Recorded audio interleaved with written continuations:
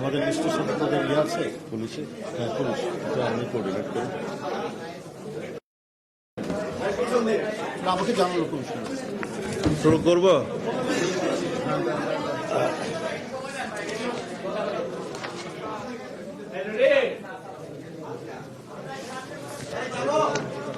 এখানে আমি কিছু দাঁড়াইছি তো।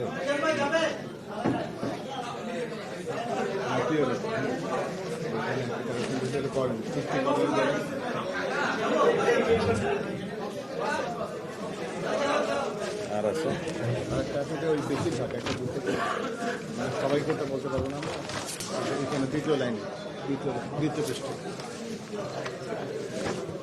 যাতে তাদের বেশিরভাগ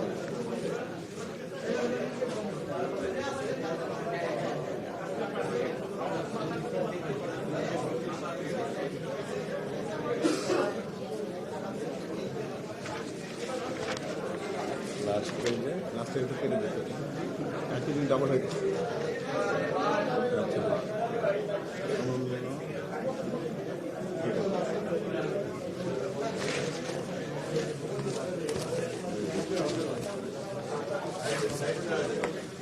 বিসমিল্লাহির রহমানির রহিম। এই অন করে ইয়ে হবে না। এই ইয়ে এটা সামনে করে দাও। ঠিক আছে। বিসমিল্লাহির রহমানির রহিম। প্রিয় সাংবাদিক বন্ধুগণ, আমি প্রথমে আপনাদের প্রতি কৃতজ্ঞতা জানাচ্ছি, ধন্যবাদ জানাচ্ছি। দীর্ঘক্ষণ আপনারা বসে আছেন, সেজন্য ক্ষমা প্রার্থনাও করছি। আমরা আজকে আপনাদের সামনে এবং আপনাদের মাধ্যমে সমগ্র জাতিকে কিছু ইনফরমেশন জানাতে চাই।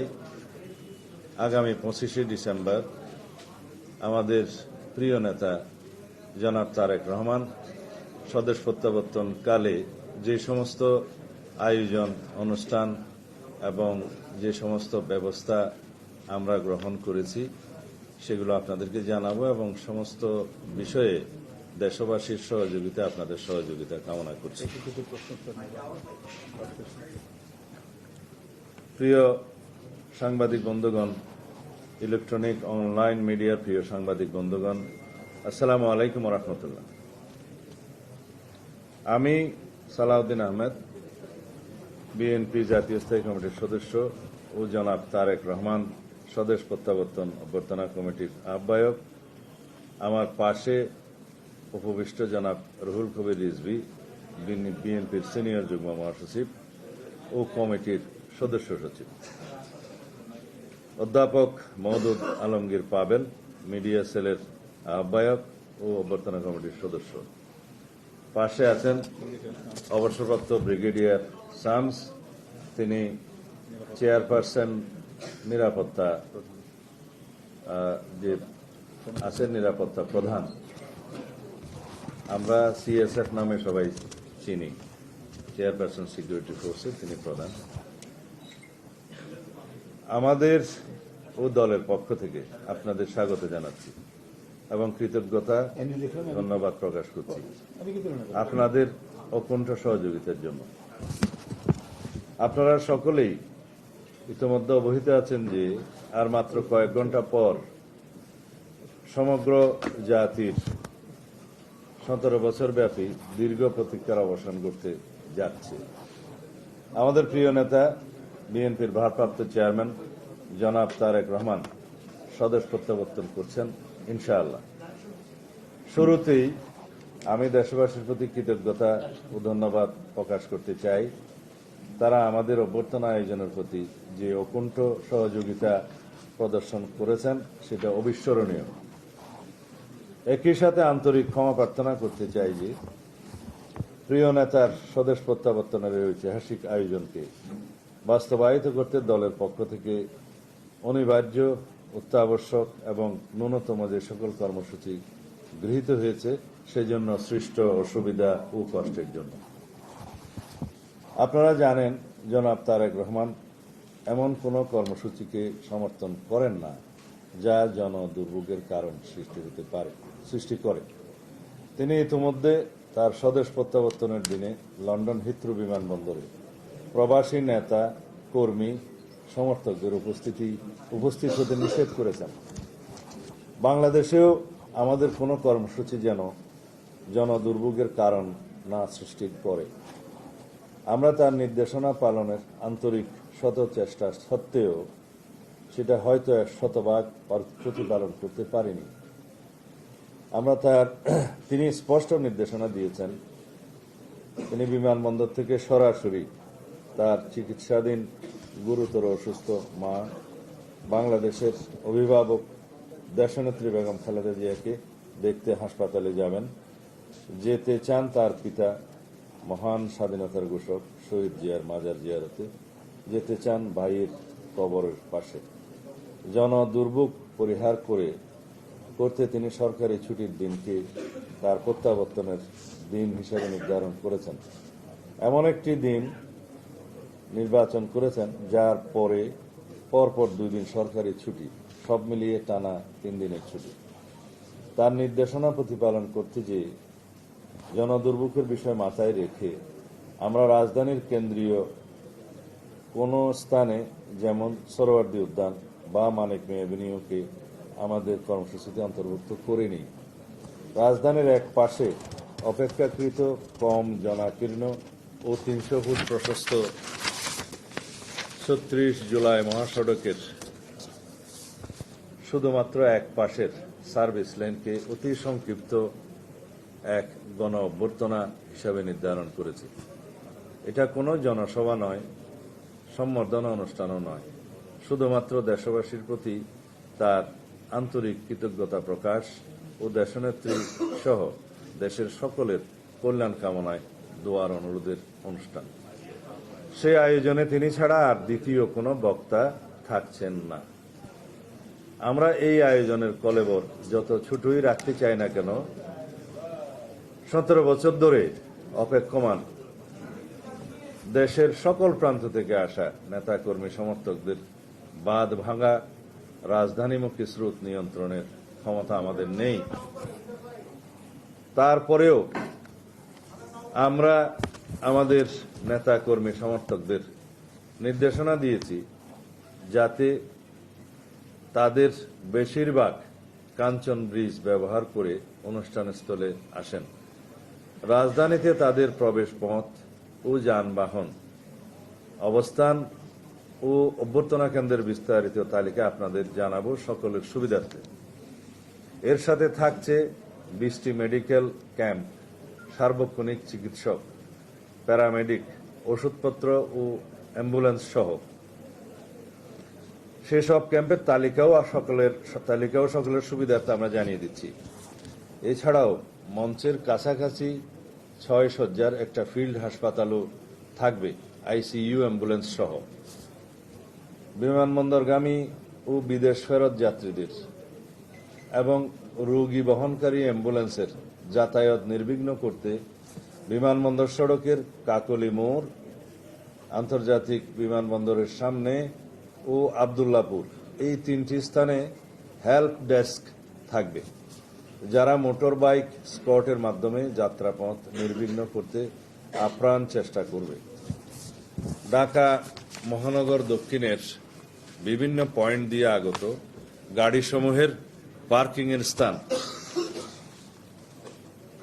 সায়েদাবাদ অভ্যর্থনা কেন্দ্র, ডেমরা স্টাফ কোয়ার্টার পয়েন্ট দিয়ে প্রবেশ করা গাড়ি সায়েদাবাদ বাস টার্মিনালে পার্কিং করবে।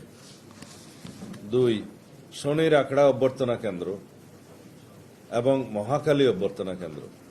শনির আখড়া ও যাত্রাবাড়ি পয়েন্টের গাড়িসমূহ সায়েদাবাদ বাস টার্মিনাল ও মহাখালী বাস টার্মিনালে পার্কিং করবে।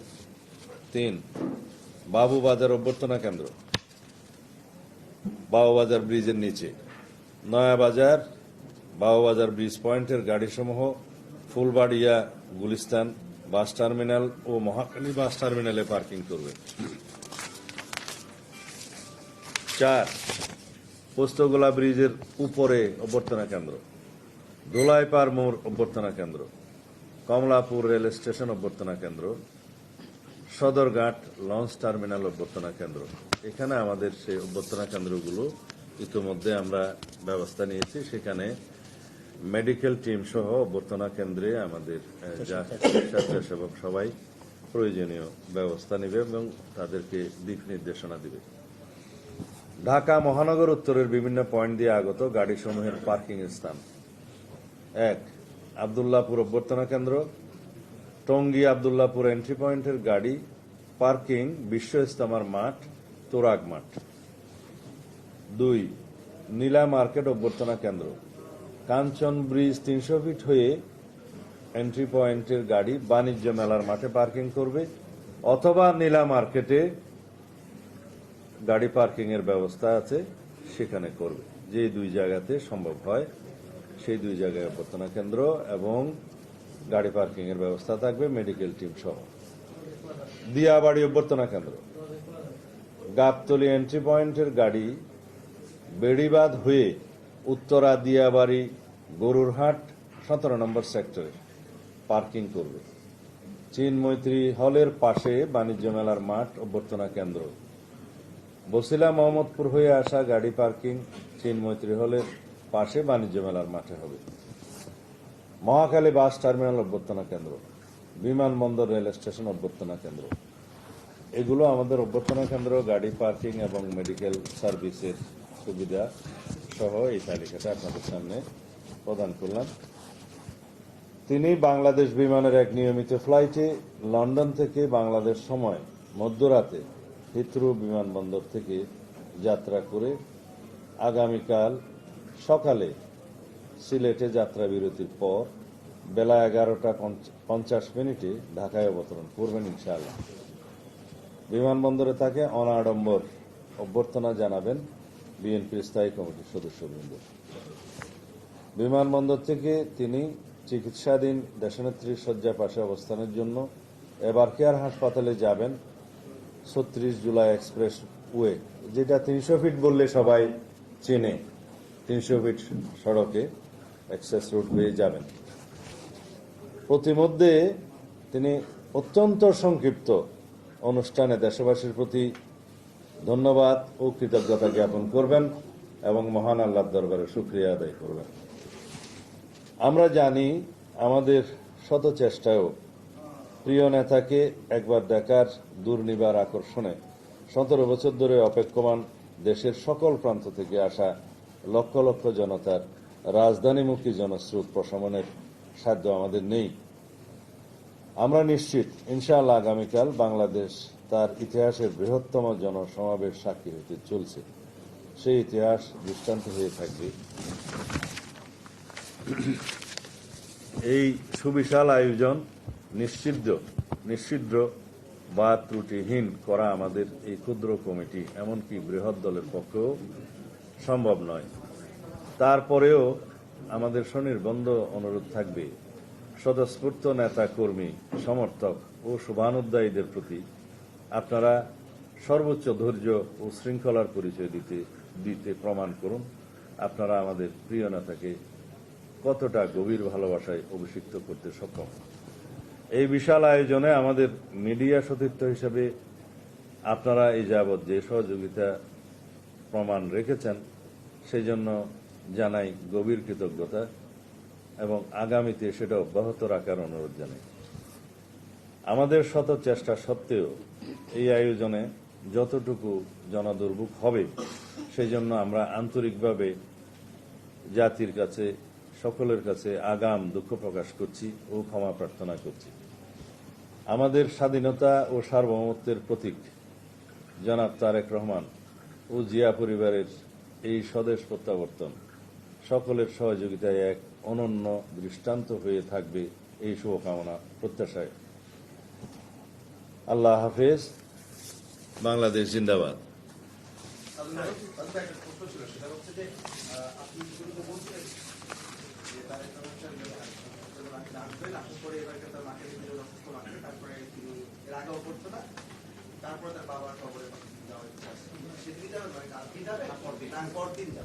না, খুব ভালো প্রশ্ন করেছেন। আমাদের এটা আগে বলে নেই, আমাদের প্রথম দিনের অনুষ্ঠান বিমানবন্দর থেকে 300 ফিট রাস্তায় অভ্যর্থনা স্থল, সেখান থেকে দেশনেত্রী বেগম খালেদা জিয়াকে দেখতে যাওয়া, এবার কেয়ার হাসপাতাল, এবারকেয়ার হাসপাতাল থেকে তিনি সরাসরি বাসভবনে চলে আসবেন। তখন বিমানবন্দর সড়ক হয়ে কাকলের মোড় হয়ে গুলশান 2 নম্বর হয়ে তিনি বাসভবনে চলে আসবেন। সেদিন আর অন্য কোনো অনুষ্ঠান হবে না। বাকি অনুষ্ঠান আপনারা জানতে পারবেন। আমি আগাম শুধু 26 তারিখের অনুষ্ঠানটা আপনাদের সামনে বলতে পারি। 25 বলে ফেলেছি, 26 তারিখ শুক্রবার বাদ জুম্মা তিনি বাসভবন থেকে রওনা হয়ে প্রথমে শহীদ জিয়ার মাজার জিয়ারত করবেন এবং সেখান থেকে জাতীয় স্মৃতিসৌধে তিনি শ্রদ্ধা জ্ঞাপন করতে যাবেন। এটা 26 তারিখ। 27 তারিখের প্রোগ্রাম আপনারা পরে জানবেন। সেদিন অন্যান্য অনুষ্ঠানের মধ্যে আমি শুধু আপনাদেরকে আগাম টাইমিং ছাড়া এখন বলতে পারি যে আমাদের সেদিনের অনুষ্ঠানের মধ্যে 27 তারিখে তিনি এনআইডি কার্ড এবং ভোটার হওয়ার সমস্ত কাজগুলো সেদিন করবেন। এরপরে শহীদ উসমান হাদির কবর জিয়ারত করবেন এবং যাওয়ার পথে তিনি পঙ্গু হাসপাতালে জুলাই অভ্যুত্থানের যে কর্মসূচি, পঙ্গু হাসপাতালে যাওয়া, তাদেরকে দেখতে যাওয়া সেটা, এবং এরপর আরেকটি অনুষ্ঠান হবে, সেটা এখনো আমরা বিস্তারিত ঠিক করিনি, আপনাদেরকে যথাসময়ে জানাবো।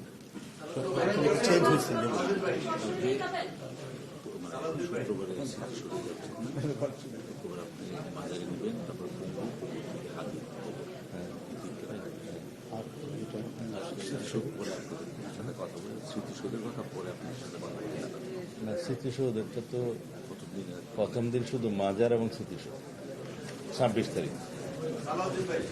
26 তারিখে বাদ জুম্মা তিনি বাসভবন থেকে রওনা দিয়ে প্রথমে শহীদ জিয়ার মাজার এবং সেখান থেকে জাতীয় স্মৃতিসৌধ শ্রদ্ধা জ্ঞাপন। এইটুক 26 তারিখের অনুষ্ঠান।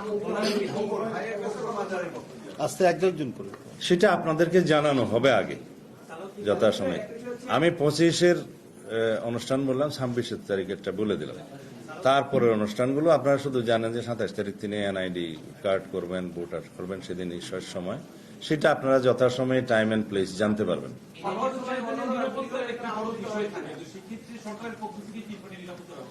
এই বিষয়টা আমার মনে হয় ব্রিগেডিয়ার সাহেব জবাব দেন।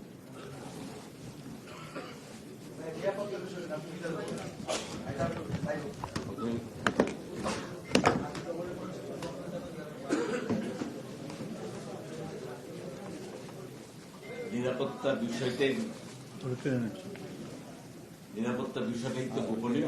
আমি আপনাদেরকে অনুরোধ করব এই সম্পর্কে যত বলা যায় সেটার মধ্যে সীমিত থাকাই হলো আমাদের সবার জন্য এবং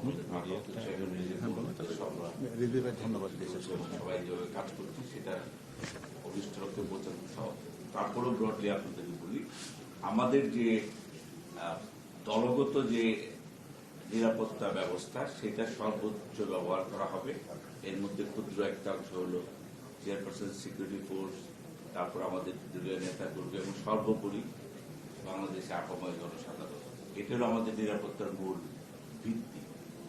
সরকার স্বপ্রণোদিত হয়ে তারা আমাদেরকে সর্বোচ্চ সহায়তা দিচ্ছেন এবং আমাদেরকে সকল ধরনের সহায়তার জন্য সরকার তার বিভিন্ন বাহিনী এবং সংস্থাগুলোকে নির্দেশনা দিয়েছেন। তাদের সাথে আমাদের গভীর এবং নিবিড় সম্পর্ক সৃষ্টি হয়েছে এবং সব গভর্নমেন্টাল অর্গানাইজেশন আমাদের দলীয় যে শক্তি আছে সেটাকে ইন্টিগ্রেট করে আমরা আশা করছি আমাদের জানা মতে যতটুকু নিরাপত্তা থ্রেট আছে তার চেয়ে অনেক শক্তিশালী নিরাপত্তা ব্যবস্থা আমরা সৃষ্টি করতে চাই সরকারের সকল সংগঠনে।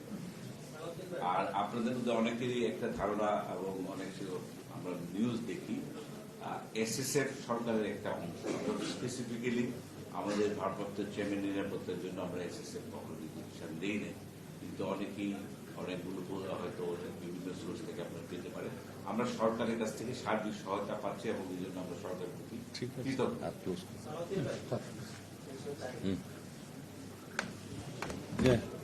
বল।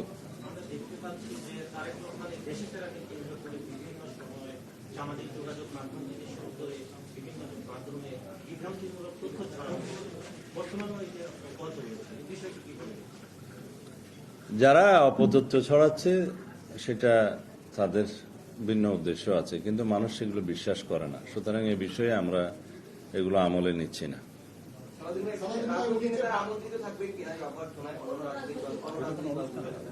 এটা কোনো রাজনৈতিক অনুষ্ঠান সেভাবে আমরা সাজাইনি। শুধু আমাদের মাননীয় ভারপ্রাপ্ত চেয়ারম্যান অনুষ্ঠানের স্থলে, অভ্যর্থনা স্থলে এসে আল্লাহর শুকরিয়া আদায় করবেন, জনগণের প্রতি ধন্যবাদ এবং কৃতজ্ঞতা জ্ঞাপন করবেন এবং জাতির উদ্দেশ্যে ভবিষ্যৎ গণতান্ত্রিক প্রক্রিয়ায় তিনি সবার সহযোগিতা চাইবেন, এইটুকু।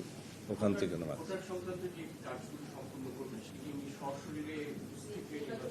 সেটা আপনারা জানতে পারবেন অনুষ্ঠান।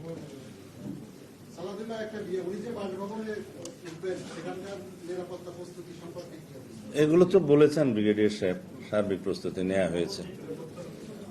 মিডিয়া সংক্রান্ত কিছু বক্তব্য আছে, আপনারা প্রশ্ন করলে ভালো হতো। তারপরে আমি ডক্টর পাবেলকে বলবো যে মিডিয়া কর্মীদের জন্য কি ব্যবস্থা আছে সেটা উনি বলুন।